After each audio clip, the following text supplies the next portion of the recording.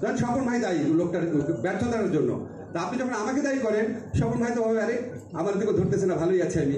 তা আপনার অ্যাকাউন্টেবিলিটির প্রথম শর্ত হচ্ছে যার কাজ তাকে প্রশ্নবিদ্ধ করা। প্লিজ সেই কাজটা করেন, তাহলে আমাদের সবার কাজের মান বাড়বে, আমাদের অ্যাকাউন্টেবিলিটিটা বাড়বে, ঠিক আছে?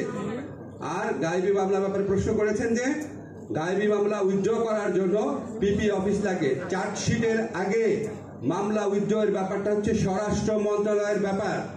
প্লিজ একটু শুনে রাখেন ভালো করে। চার্জশিট হয়ে যাওয়ার পরে আইন উপদেষ্টার ব্যাপার।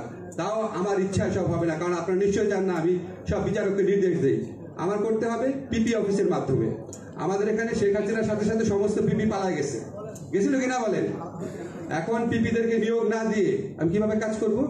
পিপিদেরকে নিয়োগ দেওয়া হয়েছে 4,500 পিপিকে। 4,500 পিপিকে নিয়োগ দেওয়া হয়েছে 1 লক্ষের মতো অ্যাপ্লিকেশনের উপর কাজ করে। আমার মন্ত্রণালয়ের লোকেরা রাত 9টা-10টা পর্যন্ত কাজ করেছে।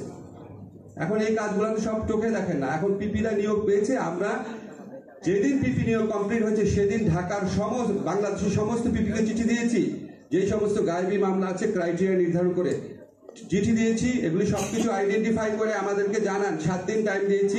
আজকে পর্যন্ত হিসাব দিয়েছি। 51টা জেলা থেকে পেয়েছি, 13টা জেলা বাকি আছে। প্রথমত আমার লিস্ট লাগবে। তো আমাদের হয় কি, আমাদের একটা কমিউনিকেশন গ্যাপ রয়ে যায়। আর আপনাদের কাছে সবার কাছে আমার বিনীত অনুরোধ, ঠিক আছে? ধরেন বেগুনের দাম বাড়লো কেন, এটা যদি আমাকে জিজ্ঞেস করেন তাহলে বেগুনের দাম বাড়ানোর দায়িত্ব যে মন্ত্রণালয়ের, উনি ভাবে আরে আমার তুমি জিজ্ঞেসই করেন না। আমার কাজে আমাকে জিজ্ঞেস করে শেষ করে ফেলেন, অসুবিধা নাই। বাট প্লিজ প্রথমে জানার চেষ্টা করেন আইন মন্ত্রণালয়ের দায়িত্ব কি, তারপর আমাকে যা ইচ্ছা প্রশ্ন করেন, কোনো অসুবিধা নেই।